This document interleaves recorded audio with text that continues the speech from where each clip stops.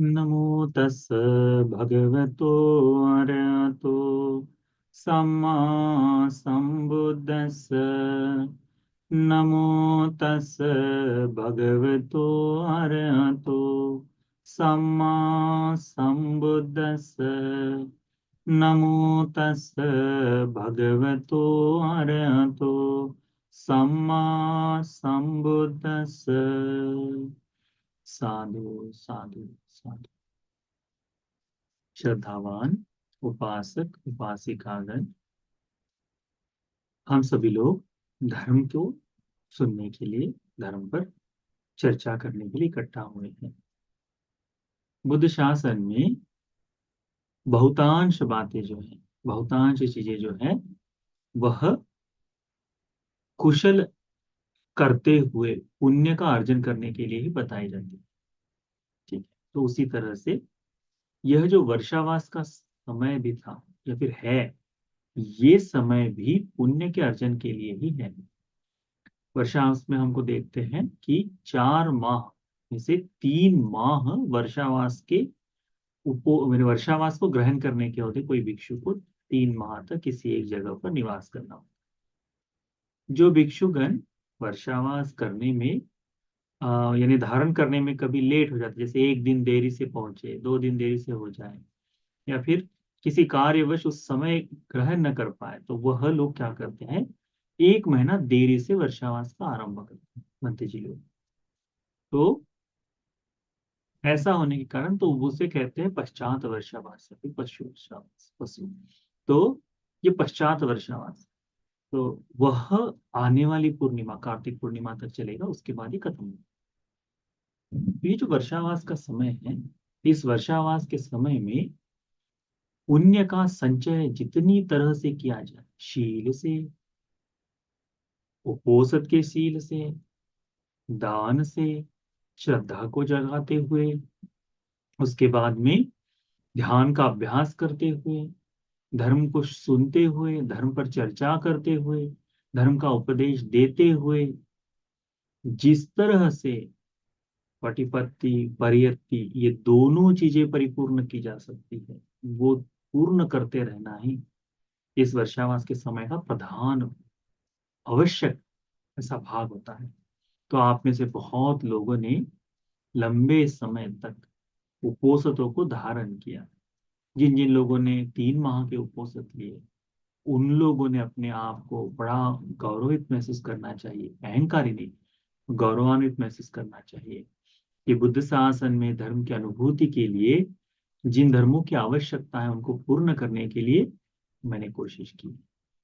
जिन लोगों ने पहला 1 माह उपवास रखा, उन्होंने भी आनंदित होना चाहिए कि भगवान के बताए इन उच्च शीलों को, 8 शीलों को मुझे धारण कर इतना समय रहने का मौका मिला है। जिन लोगों ने पहला महीना, वर्षावास का पहला हफ्ता और अंतिम वर्षावास समाप्ति के समय का हफ्ता, ऐसे 2 समय जिन्होंने 8 8 दिन के उपवास किए हो, उन्हें भी आनंदित होना चाहिए कि हमें ये उपवास धारण कर इसको इस तरह से शीलों के पालन करने का मौका मिला है। क्योंकि ये जो आप देखिएगा, अपने आसपास देखिएगा, ये जो समय है, ये बुद्ध शासन के लिए अनुकूल समय नहीं है, ये प्रतिकूल समय है। इस समय में साधना की सहायता कम, दुविधाएं तकलीफें ज्यादा है, बाधाएं ज्यादा है। आप देखते हैं कि उपोषण के शील पालन करते समय पानाति पाता नहीं करेंगे, तो वो जैसे तैसे पालन हो जाता है। पर फिर घर के किसी व्यक्ति को ऐसा लग जाए कि मुझे तो मांस मछली खानी है, तो उपोषण के लोगों ने, कई बार ऐसा लगता है ना कि हमारे यहाँ तो रखा हुआ, तो पहले से कटा है वो नहीं खाते, ताजा ही चाहिए, तो मार कर लिया, तो उससे वो शील टूट जाता है, ये तो पता है। तो ऐसे सीलों को न तोड़ते हुए उसके बाद में चोरी नहीं करना, तो वो रह सुरक्षित रख सकते हैं। उसके बाद में व्यभिचार, इस तो है नहीं, उस दिन ब्रह्मचर्य का पालन, तो ब्रह्मचारी सील का पालन करते हैं। पश्चात में झूठ बोलना है, तो उसके लिए देखिए सभी जगह हमको क्या मिलता है कि प्रोत्साहन मिलता है, किसी न किसी तरह से झूठ बोल दो, बच जाओगे करके, है ना। उसके बाद में शराब आदि से विरत रहने के लिए बताते हैं। लोगों का तंबाकू नहीं छूटता, छोटी छोटी पुड़िया जो है वो नहीं छूटती, तो उस कारण से। और आसपास नजर क्या आता है, ऐसे ही लोग नजर आते हैं जो इनमें डूबे हुए हैं। उसके बाद में उपोषद के विशेष सीलों में धरा जाए तो विकाल भोजन है। उसके बाद में नच्चे गीत वाद्य विसुख दर्शना है। न चाहते हुए भी हमारा मन कैसा अभ्यस्त हो गया है, कहीं गाना बजना है और हम गुनगुनाना शुरू कर देते हैं, बोलना शुरू कर देते हैं। टीवी चल रहे उसका पूरा आनंद लेना शुरू कर देते हैं। तो ये सब करते समय उस समय सील की हानि होने की चांसेस अधिक है। तो सील की सुरक्षा का अनुबल इस समय में मिलना बड़ा बड़ा मुश्किल काम है, बड़ा कठिन कार्य है। इसे तोड़ने के लिए जो जगह चाहिए, समय चाहिए, वह अनुकूल है। मित्रों के साथ चले जाओ, तुरंत तुम्हारा शील टूट जाए। किसी न किसी बात से देख लो, तुम्हारा शील टूट जाए।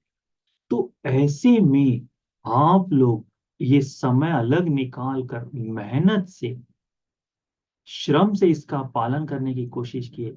इसके लिए आप लोगों का कार्य सराहनीय है, साधुकार देने लायक है ना?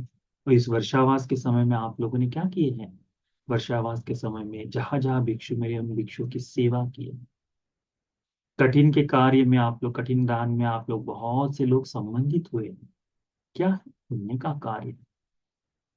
ये जो एक सुंदर सी गाथा आती है विनय के, विनय पिटक में बताए गए कि वत्तम न परिपूरेति सीलम अपरिपूरेतो। जब हमारे व्रत पूर्ण नहीं होते, व्रत यानी करणीय कार्य जो है, जैसे उपोषद के सीलों को पालन करने के लिए, जैसे दान का आलम्बन लेना पड़ता है, आश्रय लेना पड़ता है, संघ की सेवा का आश्रय लेना पड़ता है, काम भोगी जीवन से विभक्त होकर सन्यासियों की तरह रहने के लिए, अरहतों का अनुगमन करने के लिए जो भाव होना चाहिए, उसका आश्रय लेना पड़ता है। ये लेते हुए, ये जब धर्म पूर्ण हो जाते, किसी न किसी कार्य में अपने आप को व्यस्त करना है, सेवा में हो जाए, किसी कार्य में, तो उसे सील की सुरक्षा में सहायता मिलती है। तो उसमें संघ की सेवा दान आदि से हो जाती है, तो आप लोगों ने वो दिए, है ना। तो वो उससे क्या पूर्ण हुआ, आपकी सील की सुरक्षा के लिए उसको सहायता मिली। फिर भगवान ने कहा कि सीलंग अपरिपूर्ण, तो जिसका सील पूर्ण नहीं, ऐसे अशुद्ध शीलों से समाधि पूर्ण नहीं, ध्यान पूर्ण नहीं। जिस समाधि जिसको नहीं प्राप्त होती, उससे प्रज्ञा नहीं जागती। उदय व्यय होने वाली जो प्रज्ञा है, निर्वाण के लिए आवश्यक होने वाली जो प्रज्ञा है, वो नहीं जागती। तो ये सारा का सारा सूत्रों से बंधा हुआ एक एक भाव है, उसे समझने की कोशिश की आप लोग इस वर्षावास में। और इन एक एक धर्मों से आपने उसका अभ्यास किया। तो ये जब कहते रहते हैं, हम भट्टी जी लोग इसको बताते हैं, तो यदि आपने किया है तो उसका आनंद महसूस करें कि हाँ, ये मेरे हाथों कुछ ना कुछ हुआ है। सब कुछ ना भी हुआ हो, तो कुछ ना कुछ हुआ है।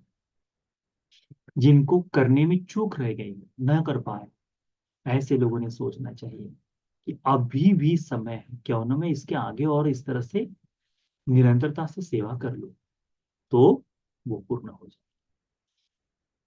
इस तरह से आपने वर्षावास में किए।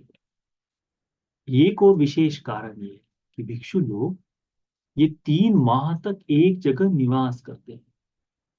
आप लोग देखिएगा, बहुत से भिक्षु लोग एक विहार से दूसरे विहार में आकर, हाँ, इन 3 माह तक यहाँ बैठते जी लोग विहार गए, तो वो एक कारण आ जाता है। इसी भाव को ध्यान में रखते हुए आप लोगों के लिए एक सूत्र है जिसका नाम है काल दान सूत्र। इस सूत्र को आप सब जानते हैं, सुना है, बहुत बार सुना है, बंते जी लोगों ने आपको बताया है। इसके आज हम लोग रिवीजन कर लें, ठीक है, थोड़े से शब्दों में समझ के। भगवान बुद्ध जी क्या कहते हैं, ये सूत्र जो है पंचक निपात में आता है, अंगुत्तर निकाय की 5वीं पुस्तिका में। पंचमानि भिक्खवे काल दानानि। भिक्षुओं, ये 5 प्रकार के काल दान हैं। कथमे पंच, कौन से 5? आगंतुकस्य दाहनम देती, आने वाले भिक्षु लोग जो है उनको दान देता है। गमिकस्य दानम देती, जाने वाले जो भिक्षु है उनको दान देते हैं। ठीक है, ये दो बातें ध्यान में रखना। आहु नहीं है, उस तरह से समझो, जहाँ है वहां जाकर सेवा कर ले, है ना, उसमें से भाव है ना वो। तो आगंतुक दानम देती, हम देखते हैं कि वर्षावास के समय में भिक्षु एक विहार से दूसरे विहार में आकर रुक गए। दूसरे विहार में आने के बाद वहां वर्षावास को धारण किए। तो कई बार ऐसा होता है कि एक दो दिन, जो शुरुआत के एक दो दिन जो है, उस समय में ऐसा भाव ही नहीं हो पाता। कई बार भिक्षु को भोजन के लिए व्यवस्था नहीं, जिस दिन से वर्षावास शुरू होगा उसके बाद भोजन दिया जाएगा, ऐसा अनेक जगह होता है ना। तब तक भिक्षु कैसे चाहे, इस बारे में नहीं सोचते। तो जब भी कोई, आप लोग देखिएगा, जब भी कोई भिक्षु आपके आसपास में आए, निवास के लिए आए, और जैसे ही सुनने को मिले, देखने को मिले, तो आपने क्या करना चाहिए? उस भिक्षु के पास, एक जिस दिन आए हैं उस दिन जाकर बंते जी को हाथ जोड़कर, बंते जी आप कहाँ से आए, आना ठीक तो हुआ? ठीक है, आप आए हैं तो कल के कहीं भोजन की व्यवस्था है कि नहीं है, इस तरह से पूछकर। और फिर बंते जी यदि कहे कि कल की व्यवस्था नहीं है, तो बंते, यदि आप चाहे तो आप हमारे घर में भोजन के लिए आ सकते हैं, अन्यथा आप चाहे तो हम भोजन आपके यहाँ लेकर आएंगे, आपकी सुविधा के अनुसार। यदि आप लोगों की उपासक की सुविधा है कि घर में बुलाए तो ठीक, यदि ऑफिस वाले जाने वाले लोग हैं तो क्या करना चाहिए? बंदे, हमें ऑफिस में जाना है, प्रातः हम लाकर आपको पूजा करें, आपको लाकर स्वीकार करें, इस तरह से। इससे क्या होगा कि आने वाले भिक्षु, जाने वाले भिक्षु जो है, इनमें निरंतर चारिका का भाव जो है उसमें कंटिन्यूटी में बढ़ता रहेगा। आप लोगों को, भिन्न भिन्न लोगों को ये पुण्य करने का मौका मिलेगा। जो निवासिक भिक्षु है उन्हें दान देने का समय अनेक बार मिलता है, परंतु आने वाला आगंतुक भिक्षु किसी जगह नए से गया है, कहीं नए से उतरा है, वहां के उपासकों को नहीं जानता। जैसे हम शुरुआत शुरुआत में, हम नहीं, बहुत सी बहुत बहुत दूसरे भिक्षुओं को भी हमने देखा है।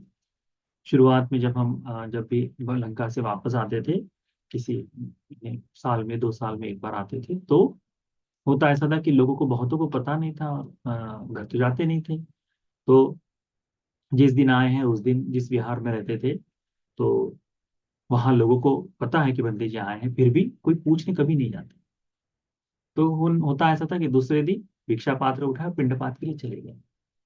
कई बार ऐसा होता है कि नए बस्ती में आने के बाद 2-2 3-3 घंटा पिंडपात करना पड़ता है, तो उस समय पहले ही ध्यान में रखना पड़ता है कि हाँ, जहाँ आए हैं वहां हमें 2 घंटे पहले, यानी 11 बजे भोजन करना है, तो 9 बजे या 9:30 बजे, 10 बजे के आसपास भिक्षु ने निकलना ही चाहिए, यदि नजदीक में बस्ती है तो। देहात में है तो बहुत पहले से मांगना पड़ता है।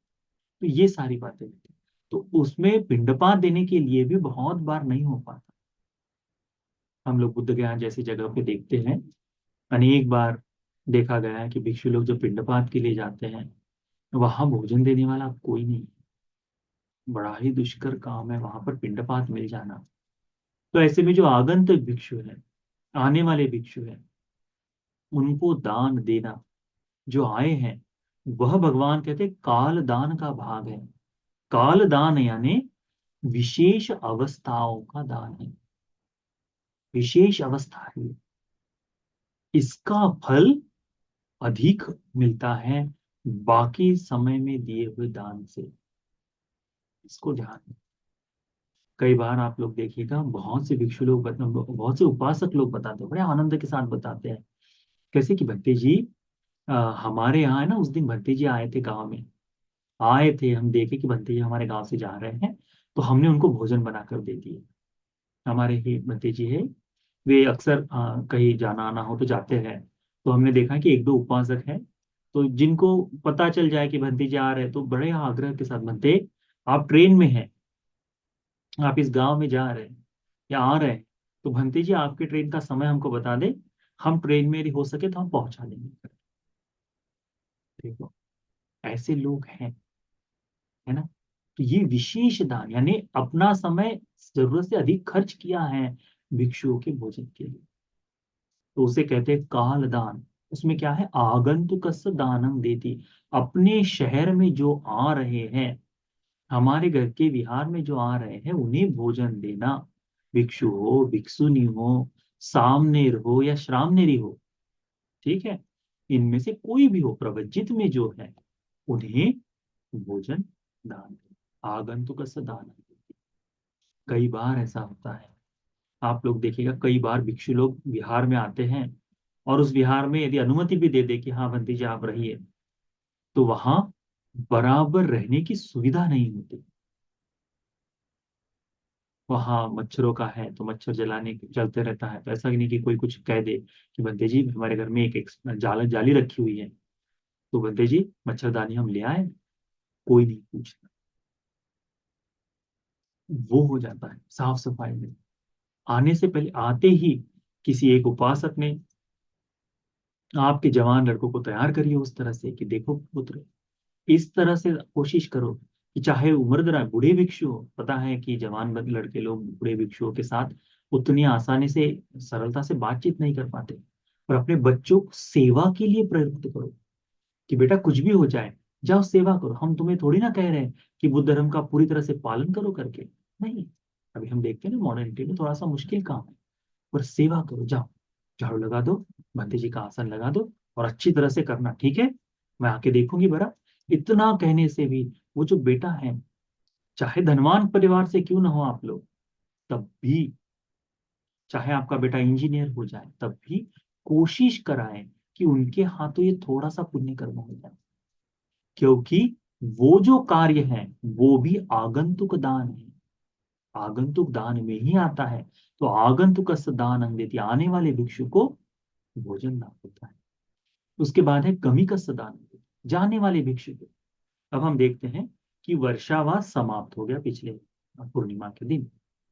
समापन के बाद जिस जिस विहार में कठिन चीवर का कार्यक्रम हुआ है, उन विहारों में एक विशेषता होती है, भगवान के समय से ये चल रहा है, क्या, कि वर्षावास समाप्ति के बाद चीवर को लेकर अनेक भिक्षु लोग भगवान के दर्शन के लिए जाया करते थे, कि भगवान, हमारा यहाँ 3 माह का वर्षावास बहुत ही सुगमता से धर्म के अनुकूल गत हुआ है, तो जितना भी पुण्य है भगवान को, आपको हम दर्शन से अनुमोदन करने आए हैं, है ना। फिर जब भगवान नहीं है, तो जिनके आचार्य उपाध्याय हैं, जो भिक्षु जो है ना, जो आचार्य, यानी उपाध्याय, वह होते हैं कि जिनसे चीवर मिलता है।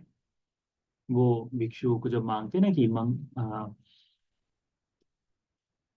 सब दुख निस्सरण निब्बान सच्ची करना थाय करके जो गाथा बोली जाती है, कि चिवर लेकर चिवर देकर, तो जिसे बोली जाती है, तो वो जो कमर में जो बांधने वाली पट्टी है, उस पट्टी को गले में रखकर बांध कर चिवर को देते हैं, वो उसे कहा जाता है उपाध्याय, जो चिवर देता है। और फिर की उपाध्याय की अनुमति से जिस भिक्षु के पास शिक्षा के लिए जाना है, जो तुम्हें धर्म की शिक्षा दे, उससे कहा जाता है आचार्य। तो वो उपाध्याय की अनुमति से, जैसे हमारे गुरुजी हैं, तो हम जिन्हें गुरुजी कहते हैं वो हमारे आचार्य हैं। हम सभी महामना के जितने भक्ताच अभी जो वर्तमान में है, नए से बनने वाले भिक्षुओं के आचार्य गुरुजी है, स्वयं उपाध्याय भी गुरुजी है। पर हम लोगों के उपाध्याय जो थे, श्रीलंका से होने के कारण बड़े महानायक बनते जी थे, तो आचार्य हमारे गुरु बनते जी हैं।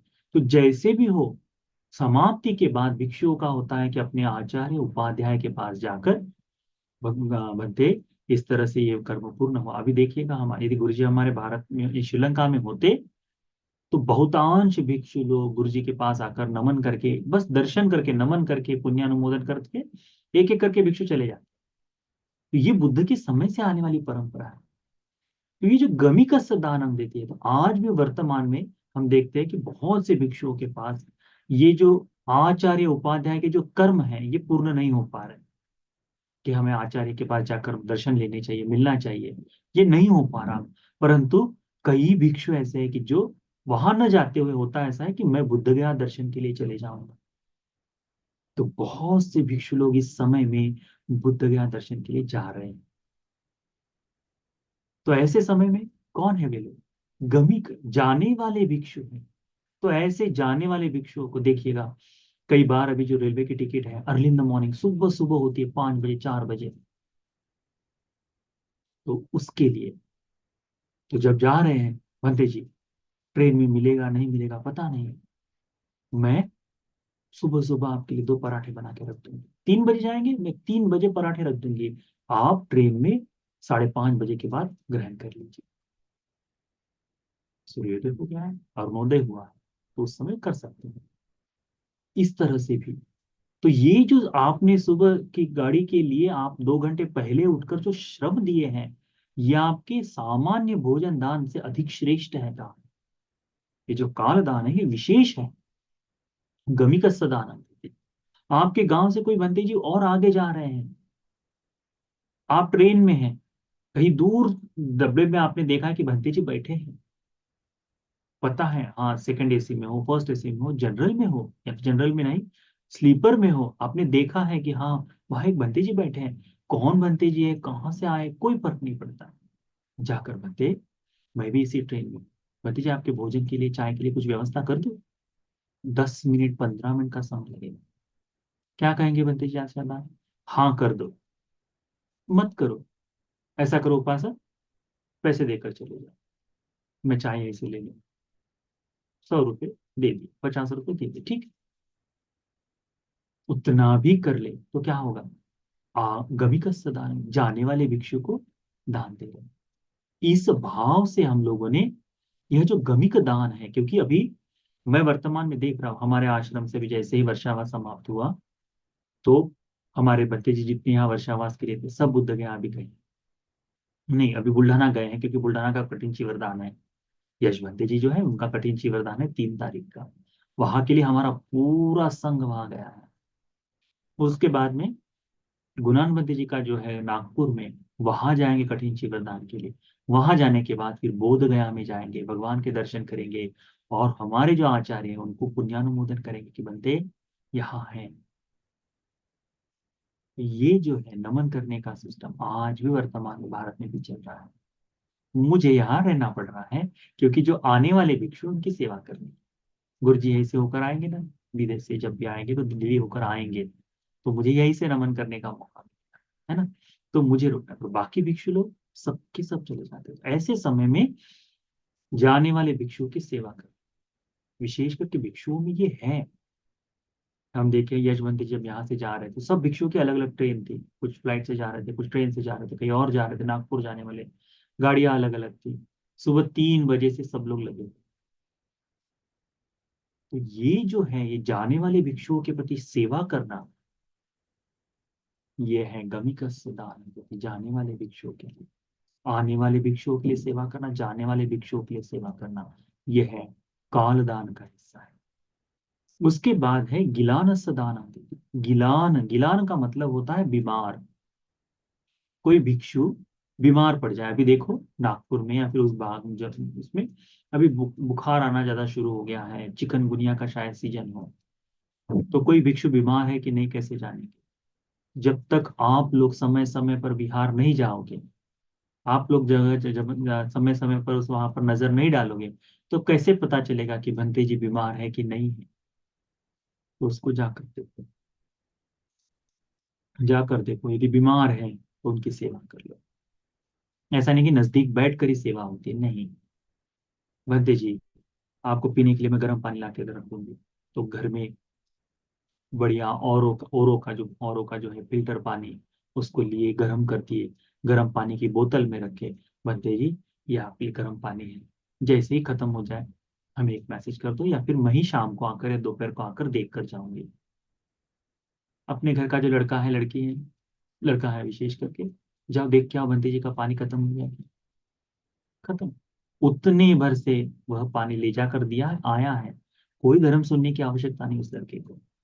इस कारण से पुण्य का भाव तो जागेगा, वो है गिलान सदान होते।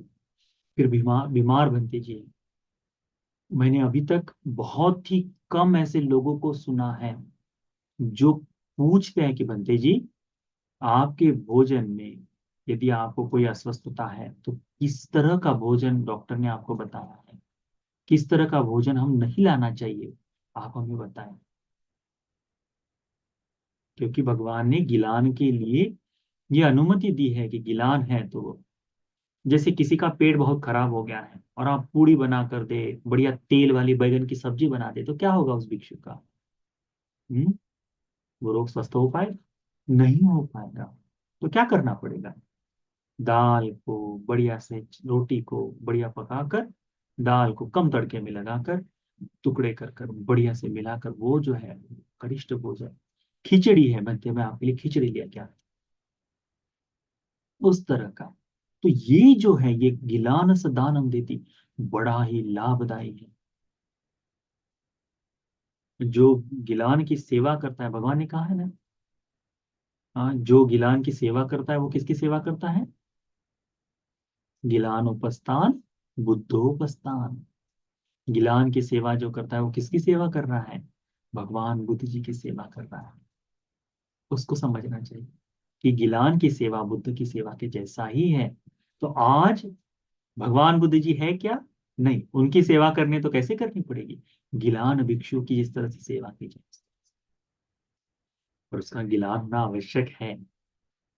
क्योंकि ये कई बार ऐसा हो जाता है ना कि गिलान है करके भिक्षु कहकर उनके नाम पर पैसे भी जमा किए जाते हैं, और कई बार पता भी नहीं चलता कि हाँ वो वास्तव में है या नहीं है। तो यदि नजदीक नजदीक में आपके इकट्ठा आसपास के भिक्षु हैं, तो वास्तव में उनके लिए आप कह सकते हैं कि हाँ भक्ति जी आपकी सेवा करेंगे, तो चाहे हल्का सा पेट दर्द क्यों ना हो, उसके लिए देखिए। आप देखिएगा कि भंते जी को शुगर है, बीपी है, कोलेस्ट्रॉल है, इसको देखकर उसके अनुकूल भोजन बनाए, बढ़िया है। तो वो क्या हो जाएगा? गिलान से दानम देती है। उसके बाद में दुर्भिक्ष दानम देती है। दुर्भिक्ष का समय जो है, दुर्भिक्ष का समय कौन सा हो गया है? दुर्भिक्ष यानी जब भोजन का अकाल पड़ जाए, जब बारिश का समय हो जाए, अकाल पड़े, ऐसे समय हम देखते हैं। अभी कोरोना का समय आया था, वाकई में भारत की जनता बड़ी ही सुंदर है। हम बौद्ध परिवार बहुत ही सुंदर है। आनंदित होइए आप लोगों ने, जिन जिन लोगों ने भिक्षुओं के लिए कोरोना के समय में भोजन पहुंचाया। ये जो दुर्भिक्ष का समय है, बड़ा ही श्रेष्ठ समय होता है देवी का। इस समय आपको अधिक पुण्य का भाव है जो इकट्ठा कर सकते हैं। सोचिए, पूरी दुनिया में दुर्भिक्ष इकट्ठा नहीं आता, जगह जगह पर दुर्भिक्ष आता है। बाढ़ आने के कारण भी भोजन नहीं मिलता, है ना? बाढ़ आ गए, बादल फट गए, उस कारण से नहीं मिलता। किसी जगह पर अनाज नहीं हुआ, ऐसे समय में भोजन नहीं मिलता। तो यदि गृहस्थों को ही भोजन नहीं मिल रहा, तो सन्यासियों को कौन देगा? हम देखते हैं कि एक बार भगवान बुद्ध जी भगवान बुद्ध जी नालंदा में भिक्षाटन कर रहे थे, और उस समय नालंदा में दुर्भिक्ष का समय था, अकाल पड़ा हुआ था। ऐसे समय में सभी अन्य धार्मिक लोग इकट्ठा हो गए और भिक्षु भगवान बुद्ध जी की निंदा करने लगे, कहने लगे, इस तरह से कहने लगे कि कैसे भगवान बुद्ध जी हैं, करुणा बिल्कुल भी नहीं है इनमें, दया बिल्कुल भी नहीं है। जब यहाँ अकाल पड़ा है, ऐसे समय में इस शहर से आने की क्या आवश्यकता थी भगवान को? वो भी अकेले नहीं, विशाल भिक्षु संघ के साथ। इनको दान देने के लिए, क्योंकि भिक्षु है तो उस समय में दान देना ही है, भगवान है तो देंगे ही लोग। अपनी अकाल में मिली हुई आधी रोटी में से आधी रोटी तो भगवान को देंगे, यानी एक निवाला दो निवाला तो भगवान को देंगे ही कम से कम। वो है ही, ऐसा भाव उस समय भी था, आज भी है। धनवानों में पता नहीं, पर गरीबों में ये है कि अपने हिस्से की रोटी में से थोड़ी सी रोटी काट कर दे दे करके, है ही वो भाव। यदि धनवानों में ऐसा भाव है, तो लाभ की बात है, गुणधर्म की बात है, आनंद की बात है। तो दुर्भिक्ष में तो भगवान बुद्ध जी जा रहे थे, भगवान कहते हैं कि मैं ये जो भोजन ले रहा हूं, इस कारण से, यानी भोजन दान देने के कारण, मैं देखता हूं कि 99 कल्पों में ऐसा एक भी व्यक्ति नहीं जिसे दुख की प्राप्ति हुई, दुख मिला हो दान देने से। नहीं है, दुख नहीं मिल सकता देने से, केवल सुख ही मिलता है दान देने से। दान देना सुख का ही, दान देने से केवल पुण्य का संचय होता है। पुण्य क्या है? सुख का नाम, सुख ही मिलता है। इसीलिए दुर्भिक्ष के समय में आपको शायद महाउपासिका विशाखा का नाम मालूम होगा। उनके जो नाना नानी या दादा थे, वो है मेंढक सेठ, सेठ जी, है ना। वो सेठ जी जो है, उनकी दादी जो है, माता जी जो है, वह शायद परपोती थी ये, या फिर पोती थी उनकी। तो ये जो है पूरा परिवार, उसके पिता धनंजय, ये जो मेंढक सेठ जी है वह, उनकी पत्नी जो है वह धनंजय, उनके पुत्र जो है, पत्नी है वह दासी, ये सब के सब रिद्धिशाली थे, रिद्धि को पाए हुए थे। रिद्धियां थी में गृहस्थ होते हुए धर्म का लाभ नहीं हुआ है। गृहस्थ है पर रिद्धियां है, कैसी, कैसे प्राप्त हुई, यानी भोजन देने की होती थी, कि जितना चाहे उतना धन धान्य मिल सकता है, जितना चाहे उतना अनाज दे सकते हैं, जितना चाहे उतना धन बांट सकते हैं लोगों को, सेना को दे सकते हैं, इस तरह से। तो कैसे ये रिद्धि प्राप्त हुई? तो कहते हैं कि अतीत में जब दुर्भिक्ष का समय था, ऐसे समय में ये सेठ जी का परिवार, तब भी सेठ जी था, तो सेठ जी का परिवार इकट्ठा हुआ, जैसे तैसे किसी तरह से एक समय का भोजन मिला है, ये अंतिम भोजन है करके पता है उन्हें, ये अंतिम भोजन है, इसको भोजन करने के बाद 2-3 दिन तक कैसे तो भी जीवित रह लेंगे, उसके बाद मर जाएंगे, ये तय है, ये तय है कि दुर्भिक्ष में मरना है उनको। कुछ नहीं, क्योंकि आज तो पूरा देश इकट्ठा है, कहीं एक बार कहीं एक जगह फसल ना हो तो पूरे भारत में आ जाती है, दूसरी दूसरी जगह से पूरा देश, जो दुनिया जुड़ी हुई है इकट्ठा, कि कहीं पे भी कुछ ना हो तो इकट्ठा आ जाते हैं लोग और भोजन देते हैं, आपस में लेन देन होता है। तो इस तरह, पर उस समय ऐसा नहीं था, समय समय पर जहां दुर्भिक्ष है वही के वही खत्म। तो ये जब हुआ तब इनको जो भोजन मिला था, ये जो भोजन करने वाले थे, तो इन्होंने स्मरण किया, देखा, और देखा कि कहीं कोई सन्यासी है जो जिसे दे सके, कोई याचक है जिसे दे सके। तो देखते हैं कि एक बच्चे, एक बुद्ध भिक्षा मांग रहे हैं, आ रहे हैं। तो इन्होंने सोचा कि चलो इसको तो खाना है, भूखे हैं पहले ही 2-3 दिनों से, तो बच्चे एक बुद्ध को भोजन में क्या किए कि सेठ जी सोचते हैं कि मैं ये दान दे दूं करके, तो उसमें से आधा दे सकते नहीं, तो वो कहता 5 हिस्से बटे हैं सबके, 5 हिस्से बटे हैं, तो 5 हिस्सों में वो कहता कि मैं मेरा हिस्सा दे दूं, मरना तो मुझे है ही, सन्यासियों को तो भोजन दे दो लगे। तो वह अपना हिस्सा उनको देता है। उसकी पत्नी सोचती है कि अरे स्वामी ने दे दिया है भोजन, मैं भी दान दे देती हूँ, वो भी दे देती है। पुत्र सोचता है मरना तो है ही, ये तो पुण्य ही हो जाएगा मरते मरते, मैं दे दूं, दे देता है।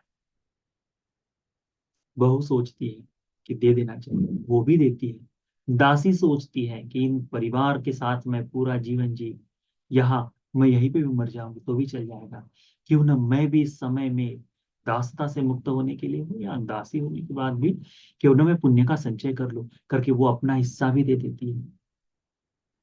समय के साथ ये वही के वही ये 5 लोग मर जाते हैं। मन में अधिष्ठान लिए हैं कि ये जो दिया है इससे ये प्राप्त हो जाए, इस तरह सा भाव आ जागे, शायद चित्त की चेतना हो, अधिष्ठान किया हो, हुआ ये, इस समय जन्म लिए। तो मेंढक सेठ जी रिद्धिशाली, रिद्धिवान, क्यों?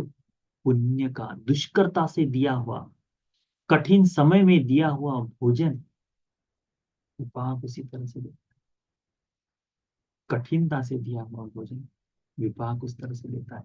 इसीलिए विशेष दान है दुर्भिक्ष के दान में भी, दुष्काल के समय में, अकाल के समय में, दुर्भिक्ष के समय में भोजन दान देना विशेष कारण है। फिर आता है यानि तानि नवसस्सानि नवफलानि तानि पठमं शीलवन्ते सुपतिष्ठापेति। क्या कहा है इसमें कालदान में कि यानी तानी, जब जब नव नव नवसस्सानि, जब नई फसल आती है, नव फलानी, जब नए फल आते हैं, हम लोग देखते हैं कि कईयों के बाग है, महाराष्ट्र में अमराई बहुत है, किसी के घर में जामुन के हैं, नागपुर में देखो तो संतरा बहुत है ना, और बागों के मालिक हैं लोग, बौद्ध उपासक भी है, या वहां सेवा भी करते हैं। तो ऐसे लोगों ने क्या करना चाहिए, जब भी ये फसल आ जाए, आपके घर में फसल आए, खेती करने वाले लोग, तो जब भी नई फसल आए तो क्या करे, जैसे ही कटता है, कटने के बाद एक टोकरी क्यों ना हो, एक थोड़ा सा हाथों में लेकर, या फिर थोड़ा सा हिस्सा जो है, या फिर एक कट्टा दे सकते हो तो बहुत ही बढ़िया, जितना हो सके उतना ले जाकर शीलवान भिक्षुओं को दान दे। शीलवंतेषु पतिष्ठा पेति, शीलवंतों के लिए दे देते हैं। कौन सा दान? जब नई फसल आपके घर में उगती आती है, आपके पेड़ों पर नया में, आपके बाग में या पेड़ों पर नए से जब फल आते हैं तब। तो कईयों के घर में आम के पेड़ है, जामुन के पेड़ है ना। आ, तो इनमें से जब भी फसल आए तो बच्चे तो रोते ही है, उससे अच्छा है कि थोड़ा सा हिस्सा बंदी जी लोगों को दान में दे दे। तो हम देखते हैं कि भारत में जितने भी फेस्टिवल है, ये इसके नहीं है क्या? जैसे फसल कटने के बाद पंजाब में एक फेस्टिवल मनाया जाता है, फसल कट गई अब तो फेस्टिवल बनता है, क्या है वो?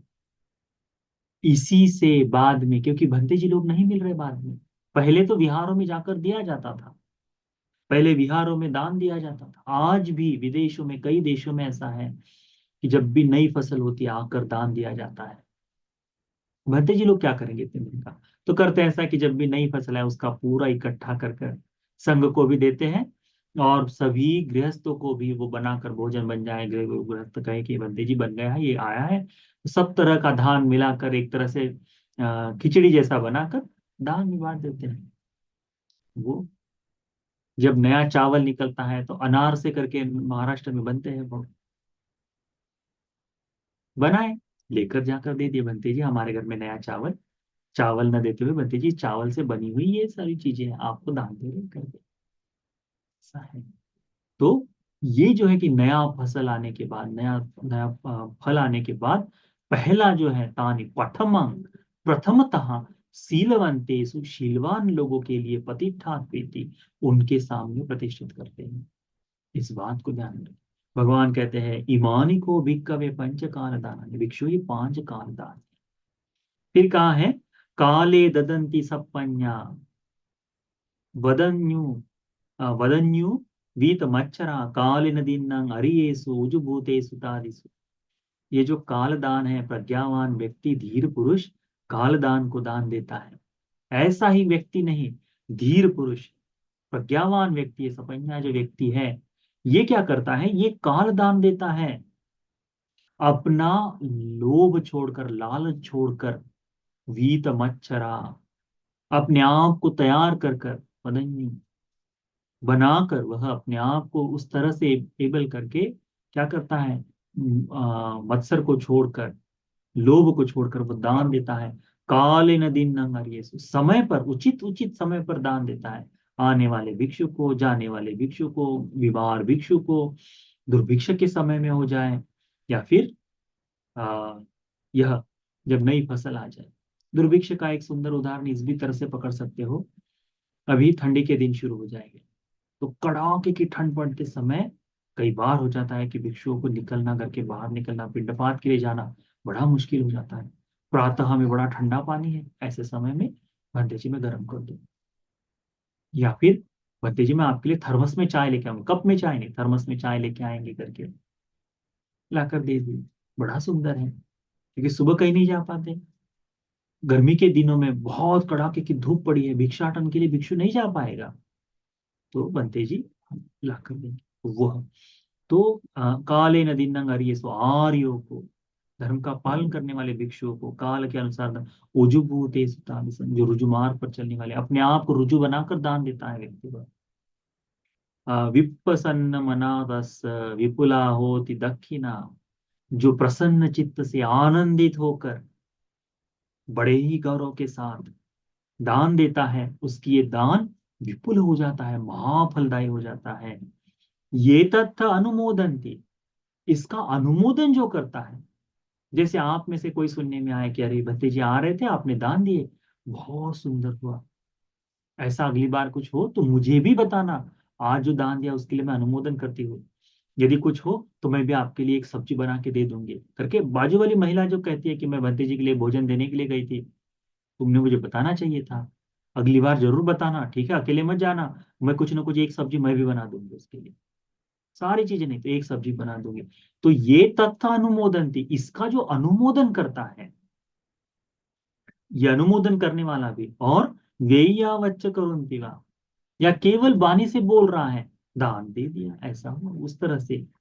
तो कहते हैं कि नते न दक्षिणा उना, उनके लिए दक्षिणा कम नहीं होती, देने वाले को जितना फल मिलता है ना, तो ये जो अनुमोदन करने वाला है, उसके गुण वर्णना करने वाला, इसके लिए वो दक्षिणा का फल कम नहीं होता। क्या होता है, ये भी पुण्य भागिनो, वे सभी लोग इस पुण्य के भागीदार बन जाते हैं, इस पुण्य के भागीदार बन जाते हैं। यानी आपके द्वारा वो पुण्य न भी किया गया हो, तब भी आप उस पुण्य में क्या है, सहभागी हो गए हैं। ये जो पुण्य का अनुमोदन करना है, ये धर्म बड़ा श्रेष्ठ है, इस बात को ध्यान में रखो। क्यों? क्योंकि इससे ईर्ष्या नामक जो धर्म है वो खत्म होना शुरू हुआ। हम लोग जो देखते हैं ना, ईर्ष्या होती है बहुतों के, बाजू वाले नई गाड़ी खरीद ली तो ईर्ष्या जाग जाती है ना, नया कपड़ा खरीद लिया तो ईर्ष्या जाग जाती है। अभी देखो बौद्ध लोग थोड़ा दिवाली भी बनाने की कोशिश करेंगे कि अरे बाकी लोग कर रहे हैं तो मैं भी थोड़ा करके देख लूं, बच्चों के लिए क्यों ना हो करके, ऐसे सोच करने की कोशिश करेंगे। क्या है, तो उनका देखा देखी करने की कोशिश करना है, तो मन का भाव है ना, तो इन सबसे दूर रहकर नहीं भाई, तो आनंदित होना, दूसरों के एक आनंद में आनंदित होना यह आवश्यक है, परंतु उसके लिए अपनी संस्कृति को छोड़ने की आवश्यकता है। तो अनुमोदन करने वाला व्यक्ति भी जो है, ते भी पुण्यस्य भागिन, वो भी पुण्य का भागीदार बनता है। तस्मा ददे अपटि वान चित्तो यत्थ दीन्नं महफलं पुण्यानि परलोकस्मिन् पतिष्ठा होति पानिनन्ति। क्या कहा है कि इस तरह से दान देने वाला ये प्रतिभावान व्यक्ति चित्त को सकस कर बनाकर, चित्त को रुजु कर देता है, उसका ये दिया हुआ दान महाफलदायी होता है। और ये जो पुण्य करने वाला व्यक्ति है, परलोक में जाकर स्थित होता है। पतिष्ठा होती पानी न, प्रतिष्ठित होता है प्रणीत ऐसी जगह। धर्म का लाभ, धर्म का अनुभव करना प्रणीत है, धर्म का अनुभव भी करेगा। एक सूत्र है ना, दक्षिण वो क्या कहते हैं, दान के बारे में जो बताया कि मनापदायी सूत्र जो है, उसमें कहा है दान देता है, मन की इच्छा से दान देता है, और क्या सोचता है कि इस दान का फल मुझे कैसे मिले, चार आर्य सत्य की अनुभूति हो जाए। जब दिव्य लोक से मनुष्य लोक में आता है और कहता है कि भगवान को, भगवान जो पूछते हैं कि देवता, क्या तुम्हें तुम्हारे मन के हिसाब से फल मिला है, तो वो कहता है कि इस दिव्य शरीर के साथ साथ ये सारी चीज होने के साथ साथ धर्म का लाभ भी मुझे हुआ है, तो मन की इच्छा पूर्ण हुई। ये है पतिष्ठा होती पानिनंती, प्रणीत ऐसी जगह पर जाकर प्रतिष्ठित हो जाता है। इसीलिए कालदान का महत्व समझो, जब जब समय मिले कालदान करो। कालदान को देने वाला सामान्यतः देने वाले दान से अधिक श्रेष्ठ होता है। और ये जो बात है, ये केवल उपासकों के लिए नहीं है, हम भिक्षुओं के लिए भी ये है, हम भिक्षुओं के लिए भी है। अब देखो, कल से, अभी कल से कल बनते जी, तो मुझे लगता है आज बनते जी लोग बुढ़ाना पहुंचे हैं, यश बनते जी पूर्ण सेवा में है, यहाँ बनते जी आए सेवा में रहे, नागपुर में जा रहे बनते जी लोग तो वहां सेवा में है, आ रहे से उससे पहले सेवा कौन कर रहा है, भिक्षु लोग की सेवा कर रहे हैं। तो ये जो सेवा है आगंतुक, ये काल दान की, ये भिक्षुओं के लिए भी है उसी तरह से, इसीलिए ये सभी को करना चाहिए। तो इसको इसी तरह से काल दान के हिसाब से पूर्ण करो, समय समय पर इसके लिए विशेष ध्यान दो, और पुण्य का संपादन करो। तो ये किया हुआ सारा पुण्य आप सभी को भी काल दान को देने वाला दायक बनने के लिए, धर्म की अनुभूति के लिए, चार आर्य सत्यों के अनुभव के लिए, लाभ के लिए उपकारी हो जाए। साथ साथ